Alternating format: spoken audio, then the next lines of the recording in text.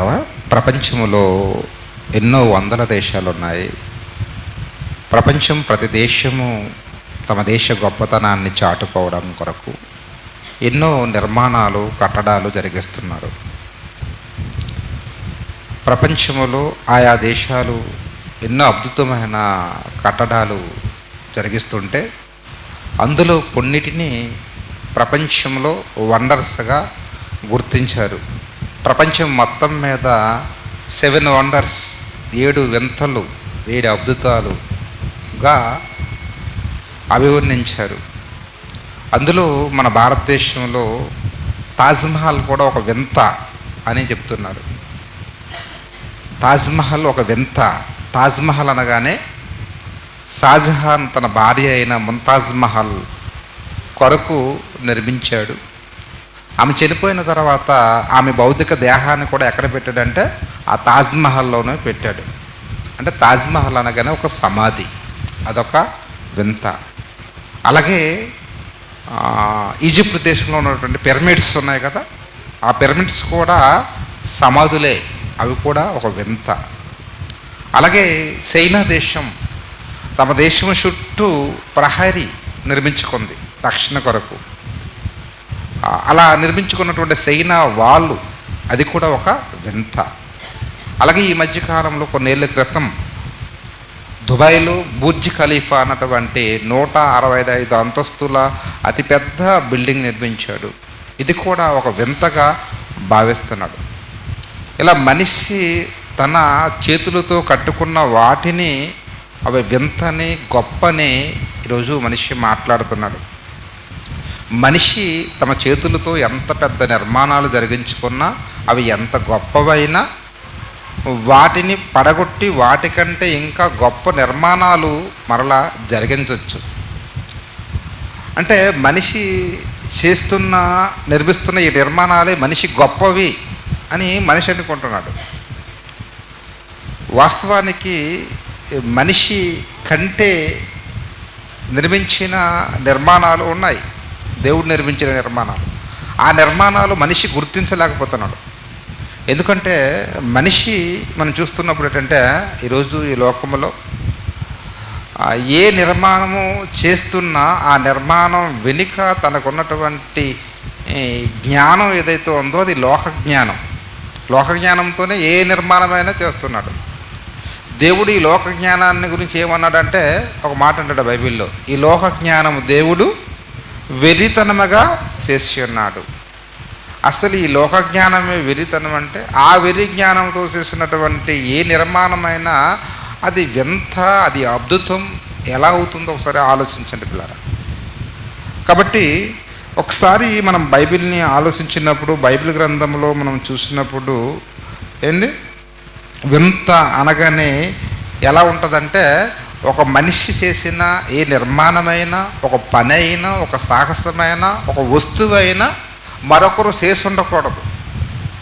మళ్ళీ చెప్తున్నాను, ఒక మనిషి చేసినటువంటి ఒక నిర్మాణం కానీ, ఒక పని కానీ, ఒక వస్తువు కానీ, ఒక సాహసం కానీ ఏదైనా మరొకరు చేయలేనిదై ఉండాల. ఒక మనిషి చేసినది మరొక మనిషి చేస్తే అది వింత ఎలాగవుతుంది, అది గొప్పది ఎలాగవుతుంది, అది ఒక విడ్డూరం ఎలాగవుతుందో ఒకసారి ఆలోచించాలి. కాబట్టి దేవుడు చేసినటువంటి మనం ఒకసారి ఆలోచిస్తున్నప్పుడు ఆయన చేసిన ప్రతీది కూడా ఒక వింతగా, ఒక అద్భుతముగా, ఒక వండర్గా కనిపిస్తుంది. ఆయన చేసిన సృష్టి ఒక వింత. ఆకాశం ఒక వింత, భూమి ఒక వింత, సూర్యుడు ఒక వింత, చంద్రుడు ఒక వింత, కోటానికి కోట నక్షత్రాలు ఒక వింత. ఈ భూమి మీద ఉన్నటువంటి 84 లక్షల జీవరాశులు చూస్తే అవి కూడా ఒక వింత. ఇలా దేవుడు చేసినవన్నీ మనకు వింతలాగా విశేషంగా కనిపిస్తుంది. మనిషి వాటిని పక్కన పెట్టాడు, తన స్వహస్తాలతో చేసుకున్నటువంటి నిర్మాణాలు ఏమంటున్నాడు, అవి గొప్పవి, అవి ఆహో అని వాటి గురించి ఎక్కువ మనిషి మనసు పెట్టుకున్నాడు. కానీ మనం ఆలోచిస్తున్నప్పుడు అండి, భూమి మీద మనం చూస్తున్నప్పుడు అసలు ఏంటంటే ఈ నిర్మాణాల గురించి అసలు ఎందుకు మనిషి ప్రారంభించాడు, పెద్ద పెద్ద నిర్మాణాలు ఎందుకు కట్టడం ప్రారంభించాడంటే దీని వెనక మనిషికి ఒక ఆలోచన ఒకటి ఉందండి. ఏంటి ఆ ఆలోచన అంటే, మనం భూమి మీద మొట్టమొదట నోవాహు జలప్రలయం చూస్తాం కదా. నోవహు జలప్రలయం తర్వాత భూమి మీద మనుషులు విస్తరించడం ప్రారంభించారు. అలా విస్తరించినప్పుడు మనుషులందరూ ఒక చోట చేరి వాళ్ళు మాట్లాడుకుంటున్నారు. ఏమని మాట్లాడుకుంటున్నారో ఒకసారి మనం చూద్దాం. ఇప్పుడు ఆదికాండమమ్మ 11వ అధ్యాయం చూద్దాం. ఆదికాండము 11వ అధ్యాయము 4వ వచనం చూద్దామమ్మా. మరియు వారు మనము భూమి అందంతటా చెదిరిపోకుండా ఒక పట్టణము ఆకాశముకనంటూ శిఖరము గల ఒక గోపురము కట్టుకొని పేరు సంపాదించుకుందాము రండి అని మాట్లాడుకుంటున్నారట. ఏమనుకుంటున్నారట మనుషులందరూ ఒక దగ్గరికి చేరి, ఇదిగో మనం ఆకాశానికంటే ఒక పెద్ద గోపురం, ఒక శిఖరం కట్టుకొని ఒకే చోట ఉండి పేరు సంపాదించుకుందాం. మనిషి ఈ పెద్ద పెద్ద నిర్మాణాలు చేపట్టడం వెనకాల ప్రధానమైన కారణం ఏంటంటే, మనిషి మనసులో ఏముందంటే, ఇదిగో పేరు సంపాదించుకోవడం కొరకు. పేరు సంపాదించుకోవాలన్న పిచ్చితోనే మనిషి పెద్ద పెద్ద నిర్మాణాలు కట్టడాలు ప్రారంభించాడు. అప్పటి నుంచి ఇప్పటి వరకు కడుతూనే ఉన్నాడు. అమెరికాలో 110 అంతస్తుల భవనం కట్టారు, WTC టవర్స్ అని. ఆ తర్వాత దుబాయ్లో బుర్జ్ ఖలీఫా, ప్రపంచంలోని అతిపెద్ద బిల్డింగ్, 165 అంతస్తులు. అబ్బో, కొన్ని వందల వేల రూపాయల ఖర్చు ధనం, కొన్ని వందల వేల మంది పనిచేస్తారు. ఆ నిర్మాణంలో, ఆ కన్స్ట్రక్షన్లో ఎంతోమంది పనివారు చనిపోయారు, అయినా విడిచిపెట్టలేదు. నిజంగా ఆ కట్టించినటువంటి వ్యక్తి అప్పులు పాలై మరొకరికి అమ్మేశాడు, అయినా వదలలేదు, కట్టారు. ఎందుకు కడుతున్నారంటే, ఇదిగో గొప్ప కొరకు, ఇదిగో మేము గొప్ప, మా దేశం గొప్ప అని ఈ గొప్పతనాల కొరకు ఈ కట్టడాలు మనిషి కట్టడం ప్రారంభించాడు. తన కడుతున్నటువంటి ఈ కట్టడాలు, ఈ నిర్మాణాలే గొప్పవని మనిషి పొంగిపోతున్నాడు. కానీ అసలు దీనికంటే నిజంగా మనిషి నిర్మించిన నిర్మాణాల కంటే ఇంకా మంచి నిర్మాణాలు, గొప్ప కట్టడాలు ఉన్నాయి. అవి దేవుడు కట్టాడు అని మనిషి నిజంగా గుర్తించలేకపోతున్నాడు, గ్రహించలేకపోతున్నాడు. కానీ బైబిల్ని మనం పరిశీలిస్తున్నప్పుడు, వాక్యాన్ని ఆలోచిస్తున్నప్పుడు ఏంటంటే, ఈరోజు భూమి మీద మనిషి తన స్వహస్తాలతో నిర్మించిన నిర్మాణాల కంటే దేవుడు తన స్వహస్తాలతో నిర్మించిన నిర్మాణమైన మానవ దేహమే అతిపెద్ద వింత. అంతకంటే గొప్ప నిర్మాణం ఈ ప్రపంచంలో మరొకటి లేదండి. అది మనిషికి అర్థం కావడం లేదు.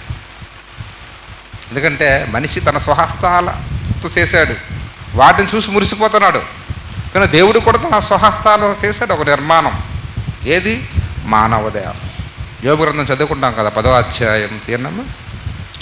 యోబు గ్రంథం 10వ అధ్యాయము 8వ వచనములో ఆయన మాట్లాడుతున్నాడు. ఏమని? 8వ వచనంలో ఏమని మాట్లాడుతున్నాడమ్మా?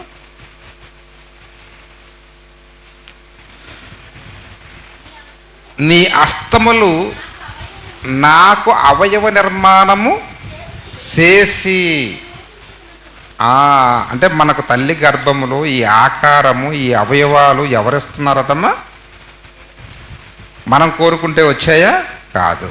మన తల్లిదండ్రులు ఏమైనా ఇచ్చారా? కాదు. వైద్యులు ఏమైనా ఇచ్చారా అంటే అది కాదు.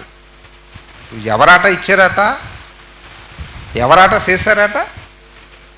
దేవుడు చేశాడు. నీ హస్తములో నాకు అవయవ నిర్మాణము చేసి అంటున్నాడు.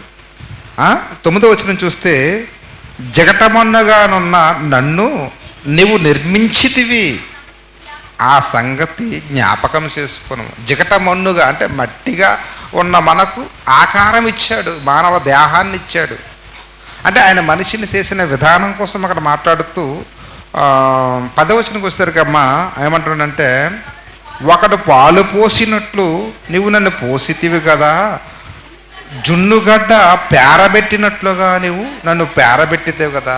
మనం పాలు పోసి చక్కగా జున్ను ఎలాగైతే పేరబెడతామో అలాగ దేవుడు మన ఆకారాన్ని చేశాడు, నిర్మాణాన్ని ఆ విధంగా జరిగించాడు తల్లి గర్భములో.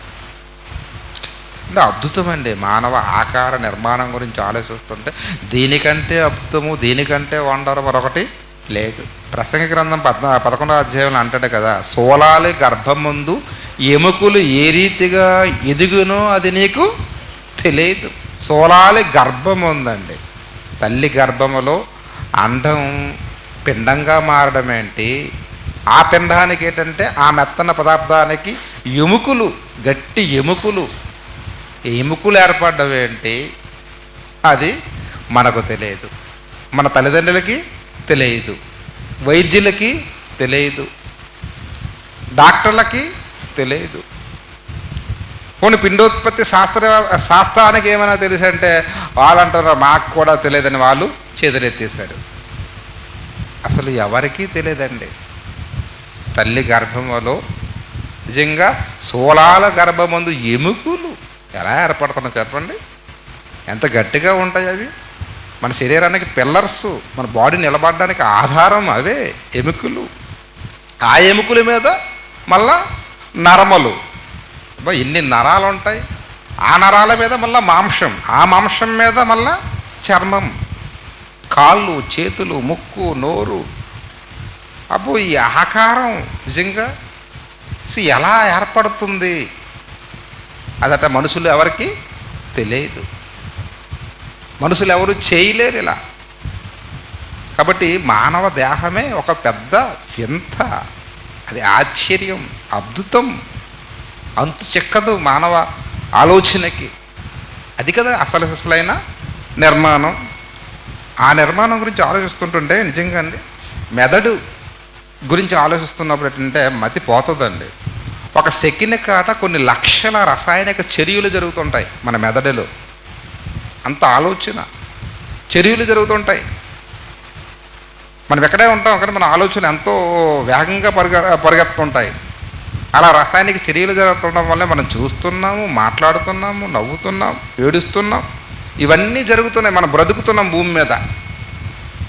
అంత మన మెదడు ఉన్న శక్తి అంత గొప్పది. అంతేకాదు మన మొబైల్లో కానీ మన ల్యాప్టాప్లో కానీ స్టోరేజ్ ఏంటంటే కొన్ని జీబీలో ఉంటుంది, కొన్ని టీబీల రూపంలో మనం స్టోర్ చేసుకుంటాం. కానీ మన మెదడు, మానవ మెదడు నిజంగా దానికి ఉన్న కెపాసిటీ, స్టోరేజ్ కెపాసిటీ మాట్లాడుతూ ఎంత అంటారో తెలుసండి, దానికి ఉన్న కెపాసిటీ, దానికి ఉన్న శక్తి మాట్లాడుతూ కొన్ని కోట్ల బైట్స్ సమాచారం నిర్వహించే శక్తి ఉందట. ఇదట 5 లక్షల ఎన్సైక్లోపీడియాకు సమానమట.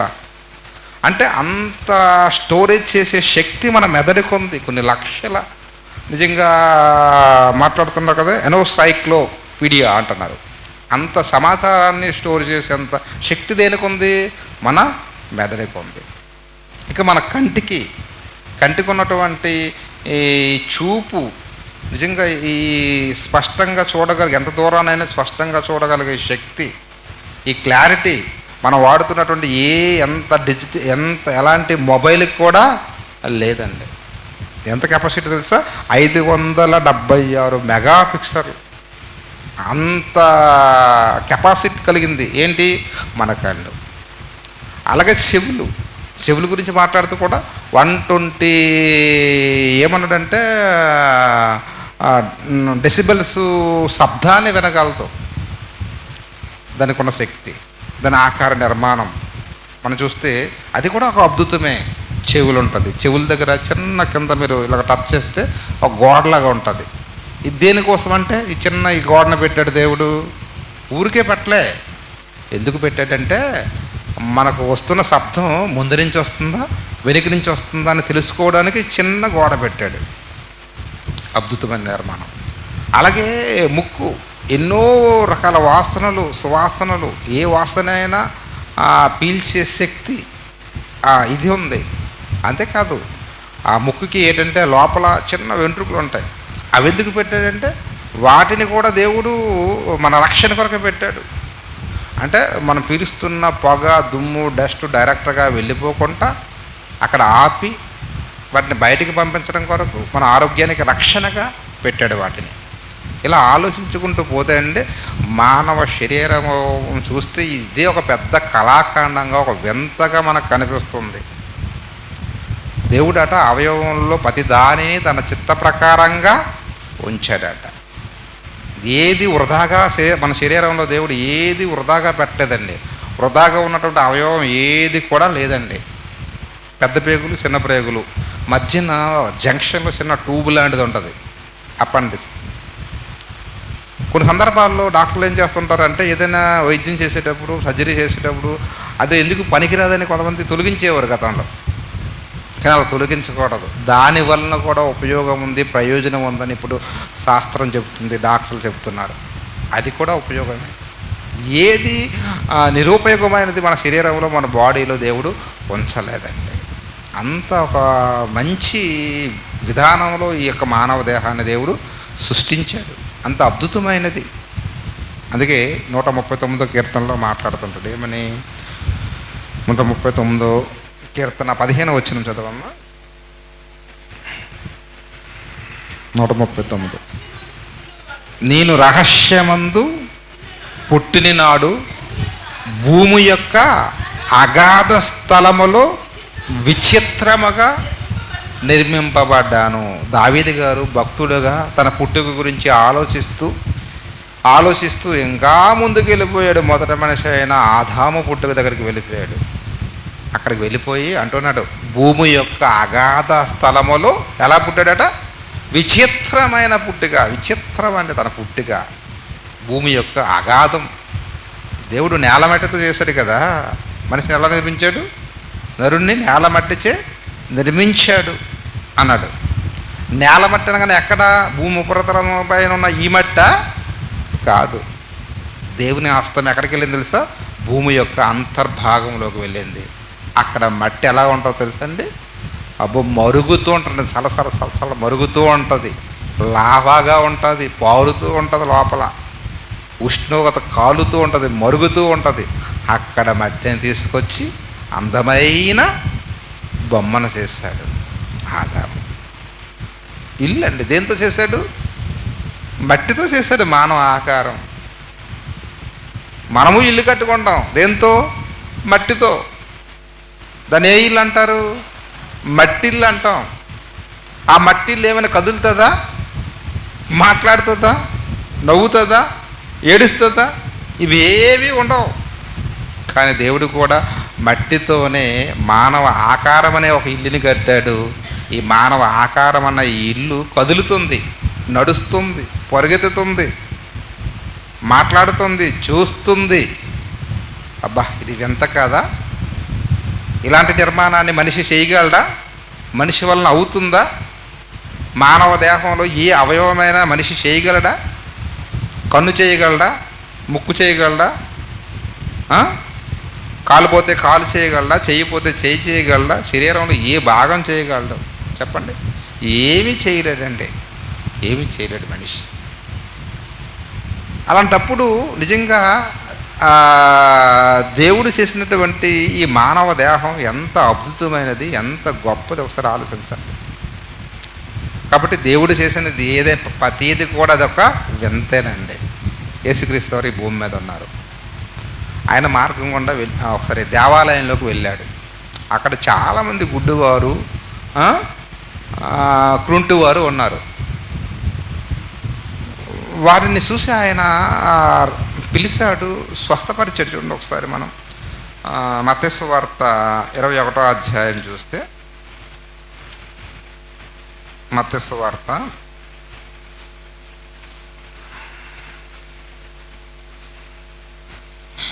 21వ అధ్యాయము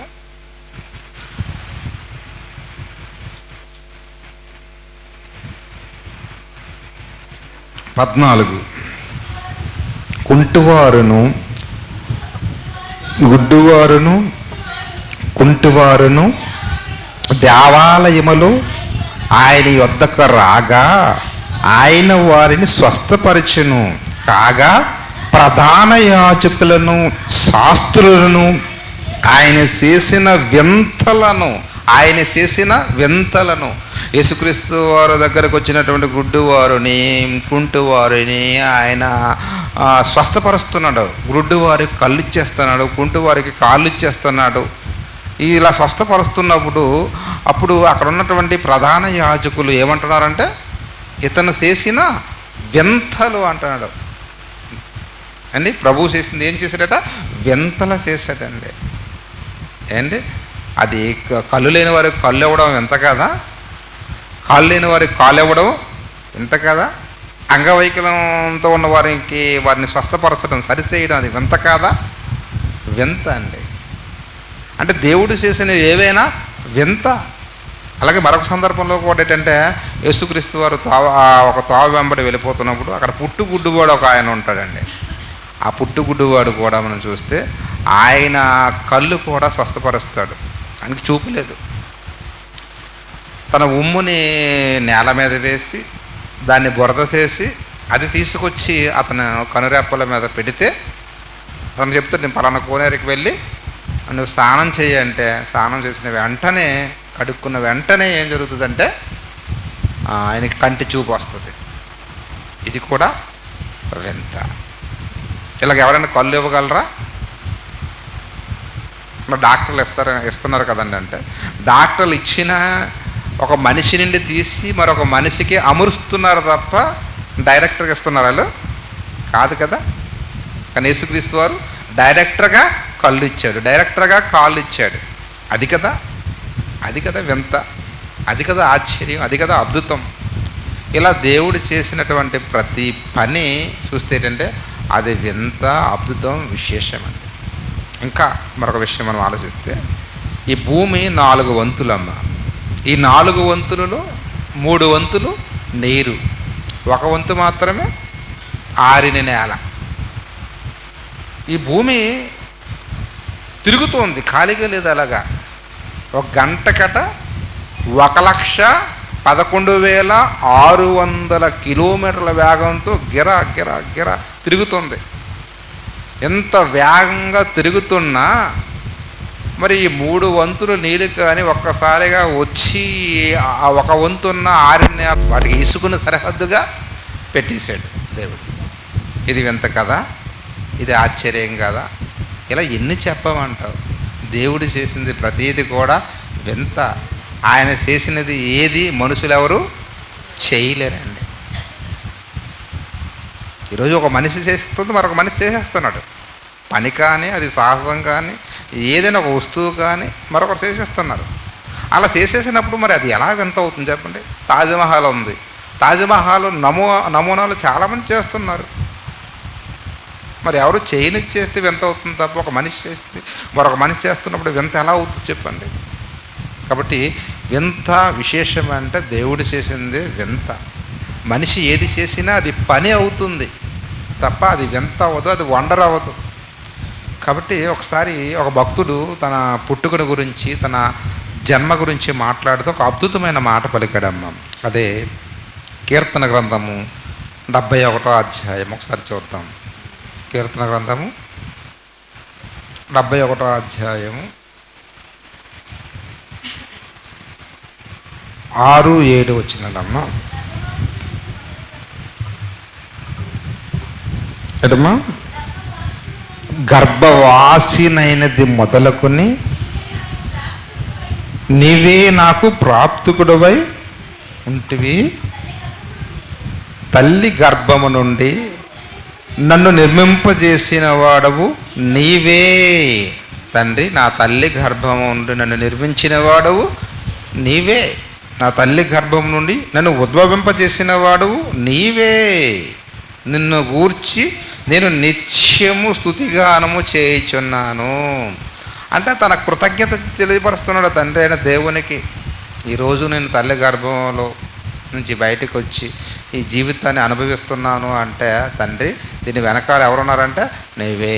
కాబట్టి నీకు స్తుతులు, కృతజ్ఞతలను ఆయన కృతజ్ఞతలు తెలియపరుస్తూ 7వ వచనంలో ఒక మాట అంటాడమ్మా. ఏమని? నేను అనేకులకు ఒక వింతగా ఉన్నాను. నేను అనేకులకు ఒక వింతగా ఉన్నాను అంటాడండి. అందండి, మనిషి అనేకులకు ఒక వింత అండి. వింత కాదా? ఈరోజు సుమారు ప్రపంచవ్యాప్తంగా 800 కోట్ల మంది ఉన్నారు. ఈ 800 కోట్ల మందిలో ఒకరికున్న రూపం మరొకరికి ఉండదు.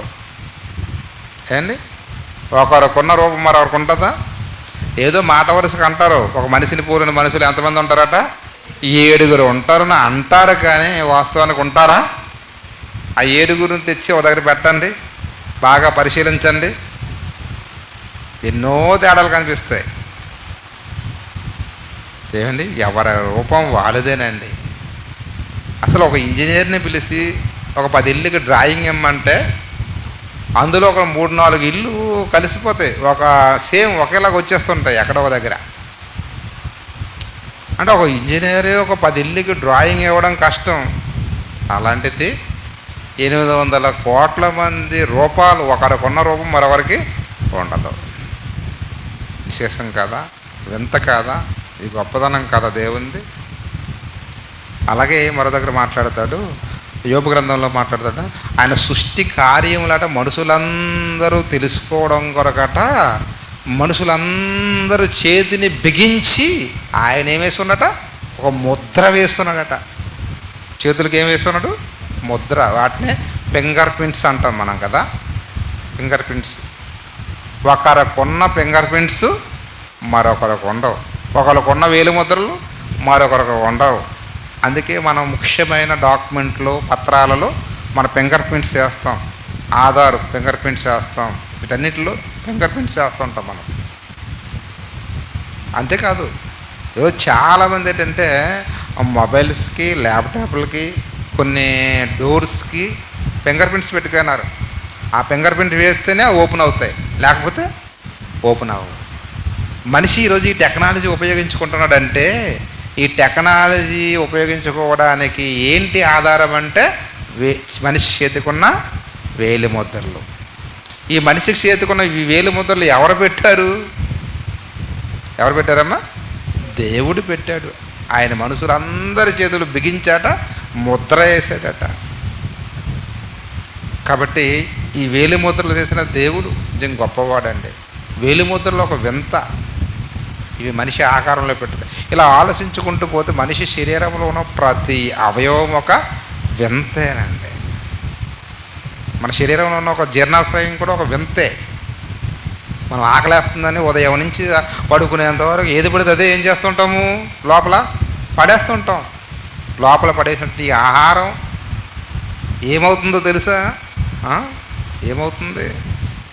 లోపల ఒక అగ్నిగుండం ఉంది, మంట ఉంది,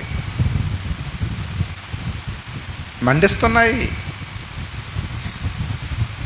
ఆమ్లాలు ఊరుతున్నాయి. ఆ ఆమ్లాలు, ఆ ఎంజైమ్స్ ఏం చేస్తున్నాయంటే మనం తిన్న ఆహారాన్ని వాటిని బర్న్ చేస్తున్నాయి. చక్కగా అదొక వ్యవస్థను పెట్టాడు దేవుడు, జీర్ణ వ్యవస్థను పెట్టాడు. ఇలా దేవుడు శరీరంలో పెట్టినప్పుడు ప్రతి అవయవము, ప్రతి వ్యవస్థ ఆలోచిస్తే అదొక అద్భుతం, ఒక వండర్గా మనకు కనిపిస్తుంది. కాబట్టి మానవ నిర్మాణమే ప్రపంచంలో ఉన్నటువంటి అన్ని నిర్మాణాల కంటే గొప్పది. అదే ఒక పెద్ద కళాఖండం అండి. ఇది దేవుడు చేసినది. కాబట్టి పిల్లరా, ఒకసారి మనం చూస్తే ఇంకొక మాట మనం చూసుకుంటే, దేవుడు చేసినటువంటి ఆయన వింతలలో ఒకప్పుడు మోషే గారు కాలం, మోషే గారిని దేవుడే సేవకుడుగా, నాయకుడుగా ఎంపిక చేశాడు, నిర్ణయించుకున్నాడు. ఇశ్రాయేలులను నడిపిస్తున్నాడు మోషే గారు చేసిన త్యాగం మనకు తెలుసు. అని అంటాడు, ఐగుప్తు ధనము కంటే క్రీస్తు నిమిత్తమైన నింద గొప్ప భాగ్యం అనుకుంటాడు. అల్పకాల పాప భోగములు అనుభవించడం కంటే ఈ దేవుని ప్రజలను కానానుకు నడిపించడమే, దైవ కార్యక్రమంలో పాల్గొవడమే అది మంచిది అనుకొని రాజుగా అయ్యే అవకాశం ఉన్నప్పటికీ, ఈజిప్ట్ దేశానికి రాజు అయ్యే అవకాశం ఉన్నప్పటికీ అది వద్దని నిజంగా ఎంతో గొప్ప సాహసం చేసినటువంటి, త్యాగం చేసినటువంటి ఒక గొప్ప మనసున్న మనిషి ఎవరంటే మోషే గారు. అలా మోషే గారి మీద కొంతమంది తిరుగుబాటు చేస్తారు. కోరాహు, అభిరాము, నాతాను అనుకుంటాను, నాదాబు అనుకుంటాను, సంథింగ్ 3 వ్యక్తులు అక్కడ తిరుగుబాటు చేస్తారు. ఏంటి బాధ అంటే, నువ్వే పరిశుద్ధుడివా, నువ్వే నాయకుడివా, మేము కాదా, మాకు ఏంటి తక్కువ అన్నటువంటి ఒక రకమైనటువంటి తిరుగుబాటు. ఈ తిరుగుబాటుదారులు ప్రతి దగ్గర ఉంటారు కదా. అంటే నీవు మాకంటే ఏ విషయంలో ఎక్కువ అన్నటువంటి ఒక రకమైనటువంటి అల్లో ఒక రకమైనటువంటి ఇది ప్రారంభమైంది. ఏంటి, స్కూల్కి వెళ్తాం, స్కూల్లో టీచరు విద్యార్థి ఒకటేనా? టీచరుని విద్యార్థి గౌరవించాలి, ఆయన స్థాయి వేరు. ఆయన గౌరవిస్తే, ఆయన మాట వింటే, లోబడితే నీకు మంచి భవిష్యత్తు ఉంటుంది, నువ్వు డెవలప్ అవుతావు. అలా కాకుండా ఆయన మాట నేనుండమేటి, నా ఇష్టం, నేను ఎంతే, నేను ఎవరి మాట విన్ను, ఇలాగంటే దీనివల్ల ఏంటంటే ఎవరికి నష్టం? అలా అక్కడ పరిస్థితి ఏంటంటే, ఇదిగో మోషేని దేవుడు నాయకుడిగా నియమిస్తే ఆ నాయకత్వాన్ని ఏంటంటే అక్కడ ఏంటంటే కాదని తిరగబడినప్పుడు ఏం జరిగింది అక్కడ ఏం జరిగిందంటే అక్కడ మనకు కనిపిస్తుంది సంఖ్యాకాండంలో. అమ్మ ఏం కనిపిస్తుందమ్మా? అక్కడ ఒక వింత కనిపిస్తుంది. వింత కోసం మాట్లాడుతాను కదా. సంఖ్యాకాండం తీయండి. సంఖ్యాకాండం 16వ అధ్యాయము. సంఖ్యాకాండము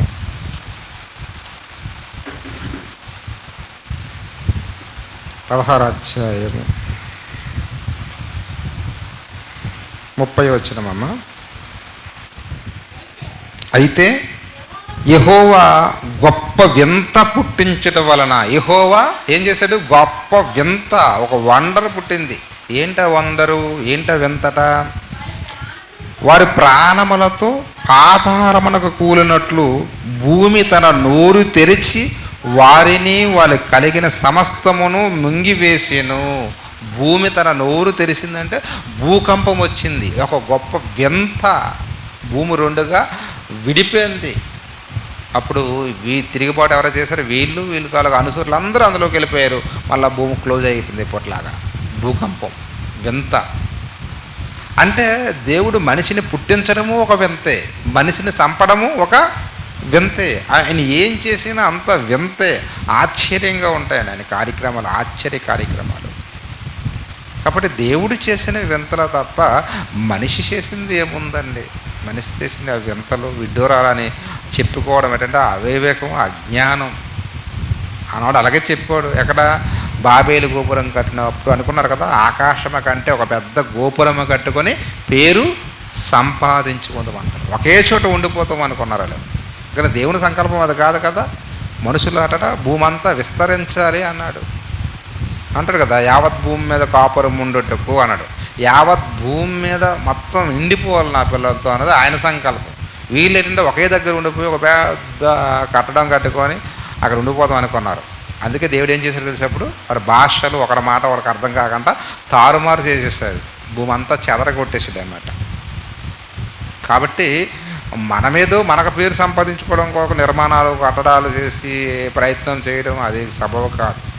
మనకు బ్రతుకునిచ్చే దేవుణ్ణి ఏం చేయాలంటే మనం ఆయనకి కీర్తి మహిమ రావడానికి మనం ఎప్పుడు ఏంటంటే పనులు మన కార్యక్రమాలు చేయాలి. ఆయన కీర్తిని కొనియాడాల.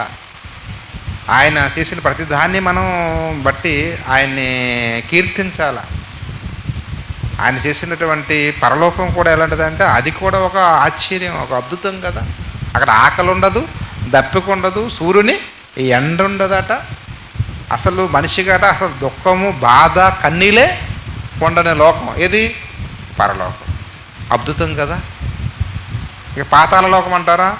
అక్కడ ఆత్మ చావదు, అగ్ని నిరంతరం మండుతూనే ఉంటుందా? ఆ కొలిమి మండుతూనే ఉంటుంది. ఇదేంటి ఎంత కదా, ఆశ్చర్యం కాదు. కాబట్టి పిల్లరా, దేవుడు చేసినది ప్రతీది కూడా వింతే, ఆశ్చర్యమే. మాట్లాడుకుంటున్నాం కదా, ఈ సృష్టి ఒక పెద్ద వింత. ఆకాశం చూడండి, అది ఏంటిది? ఆశ్చర్యం కదా. మనం చిన్న పందిరేసుకోవడానికి అంత కష్టపడతాం. 4 కర్రలు ఈ పక్క ఆ పక్క పాతి దాని మీద చిన్న టెంట్ వేయడానికి ఏంటంటే అంత ఆశ్చర్యపోతాం. సపోర్ట్లు ఉండాలా, చిన్న గాలి వస్తే ఎగిరిపోద్ది. కానీ ఆయన ఆకాశం ఎంత విశాలంగా ఉందో చూడండి. దానికి ఏమైనా సపోర్ట్లు ఉన్నాయా, పిల్లర్స్ ఉన్నాయా? ఏమీ లేదు. దాన్ని అలాగ పరిశాడు. భూమి, దీనికి పిల్లర్స్ లేవు. ఇది కూడా ఈ విశ్వంలో ఒక బంతిలాగా గోళాకారంగా ఉంటూ తిరుగుతుంది. దీని వేగం ఏంటి? గంటకట 1,11,600 కిలోమీటర్ల వేగంతో తిరుగుతుందంటే ఇంత స్పీడు. చూడండి, ఎంత స్పీడ్గా తిరుగుతున్నప్పుడు కూడా మనకేమో శబ్దం వినిపిస్తుందా? ఏ శబ్దము లేదు. ఎంత వింత, ఎంత ఆశ్చర్యం. కాబట్టి దేవుడు చేసిన పనులు, దేవుడు చేసిన కార్యక్రమాలే ఆశ్చర్యం. మానవ నిర్మాణమే ఒక పెద్ద అద్భుతం, పెద్ద ఆశ్చర్యం, పెద్ద వండర్.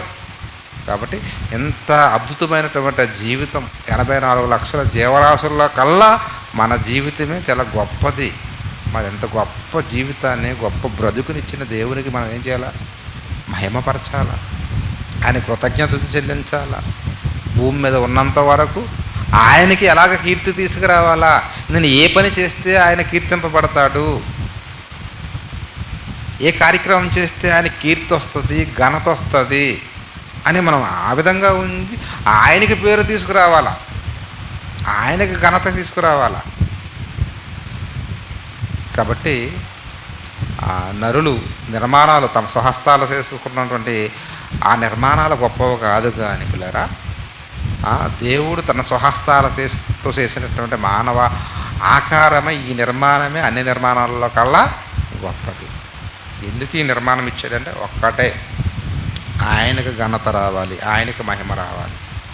కాబట్టి మనం భూమి మీద ఉన్నంత వరకు, చివరి ఊపిరి ఆగిపోయేంత వరకు ఆయనకు కీర్తి, ఘనత, మహిమ తీసుకొచ్చే పిల్లలుగా ఉండి ఆయన ఇవ్వబోతున్నటువంటి ఆ మహాలోకాన్ని మనం పొందుకునేవారిలాగా ఉండాలి. మనం పొందుకున్న ఈ గొప్ప రక్షణ, ఈ ఆనందం, ఈ సంతోషం అనేక మంది బ్రతుకులలో మనం నింపేవారుగా ఉండాలి. దాని కొరకు మనం ఫలించాలి. ఓకే.